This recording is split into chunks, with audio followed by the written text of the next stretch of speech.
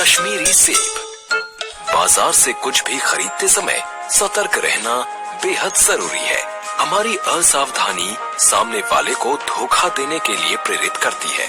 यदि हम जागो ग्राहक जागो वाली जागरूकता को अपनाएंगे तो सामने वाले को बेईमानी का अवसर नहीं मिलेगा तथा हम भी अच्छी गुणवत्ता वाली वस्तुएं खरीद सकेंगे।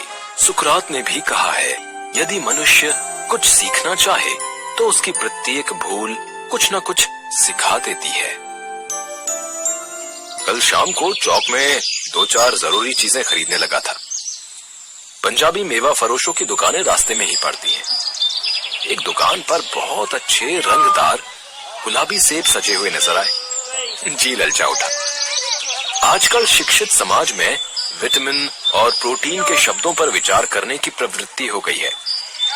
टमाटर को पहले कोई मुफ्त में भी न पूछता था, अब टमाटर भोजन का आवश्यक अंग बन गया है। गाजर भी पहले गरीबों के पेट भरने की चीज थी। अमीर लोग तो उसका हलवा ही खाते थे, मगर अब पता चला है कि गाजर में भी बहुत विटामिन है। इसलिए गाजर को भी मेजों पर स्थान मिलने लगा है।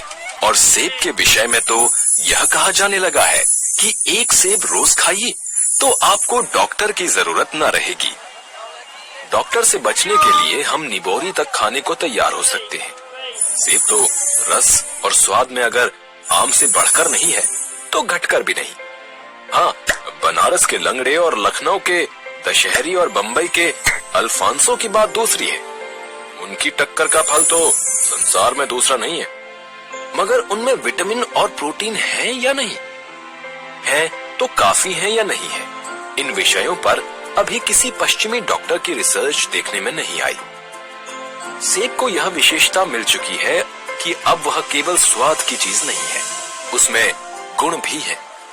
हमने दुकानदार से मोल भाव किया और आधा सेर सेब मांगे। दुकानदार ने कहा, बाबूजी, बड़े मजेदार सेब आए हैं, खास कश्मीर के, आप ले जाएं, खाकर तबीयत खुश हो जाएगी। मैंने रुमाल निकालकर उसे देते हुए कहा, चुन चुन कर रखना। दुकानदार ने तराजू उठाई और अपने नौकर से बोला, आधा सेर कश्मीरी सेब निकाल ला, चुनकर लाना। नौकर 4 सेब लाया। दुकानदार ने तौला, एक लिफाफे में उन्हें रखा और रुमाल में बांधकर मुझे दे दिया। मैंने 4 आने उसके हाथ में रखे। घर आकर लिफाफा ज्यों का त्यों रख दिया। रात को सेब या कोई दूसरा फल खाने का कायदा नहीं है। फल खाने का समय तो प्रातः काल है। आज सुबह मुंह हाथ धोकर जो नाश्ता करने के लिए एक सेब निकाला तो वह सड़ा हुआ था। 1 रुपए के आकार का छिलका गल गया था। समझा रात को दुकानदार ने देखा ना होगा, दूसरा निकाला, मगर वह आधा सड़ा हुआ था। अब संदेह हुआ, दुकानदार ने मुझे धोखा तो नहीं दिया है। तीसरा सेब निकाला, वह सड़ा तो न था, मगर एक तरफ दबकर बिल्कुल पिचक गया था। चौथा देखा, वह यों तो बेदाग था, मगर उसमें एक काला सुराख था, जैसा अक्सर बेरों में होता है। काटा तो भीतर वैसे ही धब्बे दिखाई दिए जैसे कि सड़े बेर में होते हैं। एक सेब भी खाने लायक नहीं। 4 आने पैसों का इतना गम ना हुआ जितना समाज के इस चारित्रिक पतन का। दुकानदार ने जानबूझकर मेरे साथ धोखेबाजी का व्यवहार किया।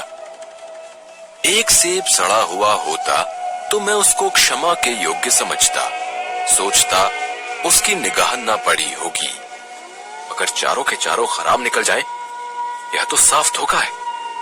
मगर इस धोखे में मेरा भी सहयोग था। मेरा उसके हाथ में रुमाल रख देना मानो उसे धोखा देने की प्रेरणा थी। उसने भांप लिया कि यह महाशय अपनी आंखों से काम लेने वाले जीव नहीं है और न इतने चौकस हैं कि घर से लौटाने आए। आदमी बेईमानी तभी करता है जब उसे अवसर मिलता है। बेईमानी का अवसर देना, चाहे वह अपने ढीलेपन से हो या सहज विश्वास से, बेईमानी में सहयोग देना है। पढ़े लिखे बाबुओं और कर्मचारियों पर तो अब कोई विश्वास नहीं करता। किसी थाने, कचहरी या म्यूनिसिपैलिटी में चले जाइए, आपकी ऐसी दुर्गति होगी कि आप बड़ी से बड़ी हानि उठाकर भी उधर न जाएंगे। व्यापारियों की साख अभी तक बनी हुई थी।